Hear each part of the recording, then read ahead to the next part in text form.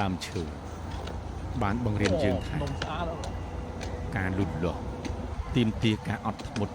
និងភាពស្ងៀមស្ងាត់រដូវផ្ការីបានបង្រៀនយើងឲ្យដឹងថាភាពស្រស់ស្អាតមិនអាចស្ថិតស្ថេរបានយូររហូតនោះទេសមុទ្របានបង្រៀនយើងឲ្យដឹងថាយើងអាចធ្វើបានទាំងស្លូតនិងកាយទាំងទន់ភ្លន់និងរឹងមាំពពកកើតទៅជាទឹកភ្លៀងបានបង្រៀនយើងថានៅពេលអ្វីមួយដែលធ្ងន់ពេកយើងអាចទម្លាក់ចោល